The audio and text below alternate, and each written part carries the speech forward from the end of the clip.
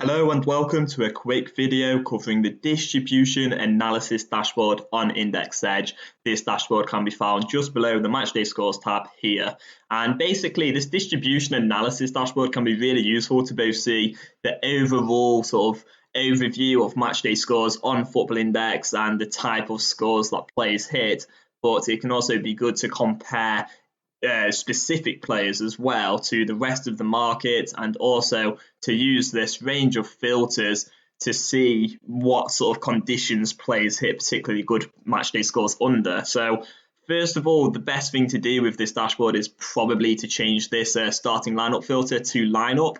We really just want to see the matchday scores when players are actually starting, and the other method of sort of getting a better representation of players' matchday scores would be by just changing the minutes played filter here. So we're going to put 80 minutes in there as well. And then as you can see, the sort of matchday scores that are quite common are between around 30 up to around 150 or so, this sort of area here. But there is, of course, some much higher matchday scores as well, and only 0.1% of scores are actually over 300. But then if we have a look at a player like Lionel Messi, if we're looking at like world-class players, the best of the best, we will see that figure obviously increase a huge amount. And you can see now that like over 7% of Lionel Messi's scores are over 300.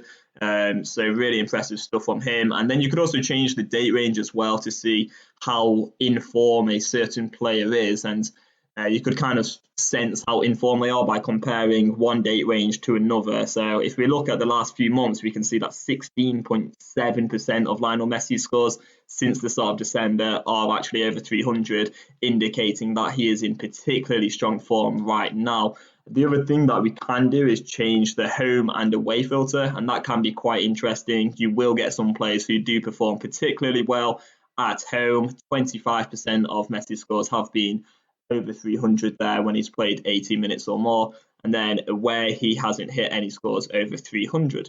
But we can have a look at another player. We will look at Jadon Sancho, because I know that he's another player who does tend to perform better when he is in home matches. So no scores over 240 in away games, but then at home we'll find again no scores actually over 240, so probably not the best example, but 40% of his scores have been between 210 and 240. If we then change team result to win, for example, that figure will increase a fair amount, I'm pretty sure.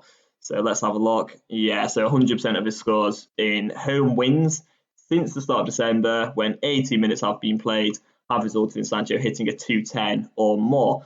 And that's kind of the way in which you can use this distribution analysis to just see how players' performances do vary depending on these filters. The other thing that you could do is reset the player name and then have a look at a specific team and see how their players perform in general. So we'll just go for Borussia Dortmund in this example, and you can see that the matchday scores do vary quite a lot more, because obviously there's a range of players with different abilities, and the matchday scores are just going to change depending on that player's performance. If we change that to loss, then I'm sure this would decrease a huge amount. Yeah, so literally no scores over 150 there.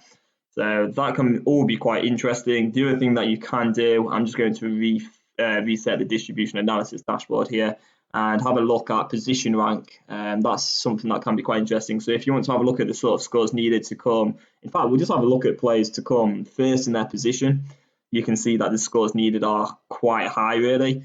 And if you wanted to have a look at overall rank, this will probably, this will certainly be very high scores now, I'm sure. So change that to 1, and yeah, you can see that you need like a score of around 210 upwards to really come first on match days. So you can change all of this data, have a play around. You can also have a look at the sort of scores needed to win like match day dividends. So let's see how many matchday scores, what sort of matchday scores are needed to earn like around 5p upwards. So you can see you're not going to win many matchday dividends with a score below 150 at all. So yeah, there's a lot that you can do with this. You can export all of the data. You can also change the chart type. So if you wanted to have a look using like horizontal bars, for example, you might just change the chart type there. And overall, there's a lot you can do. You can also have a look at certain competitions, have a look at game positions, team result, home and away, opposition. You can have a look at like formations as well. So there's so much to get into with the distribution analysis. I certainly do recommend having a play around with these filters, and I'm sure that you will find some valuable players which will help you improve your returns on Football Index and also get a better understanding of the sort of scores needed to earn you matchday dividends. So thanks for watching this video. I hope you do find this distribution analysis dashboard useful, and as always, have a great rest of your day.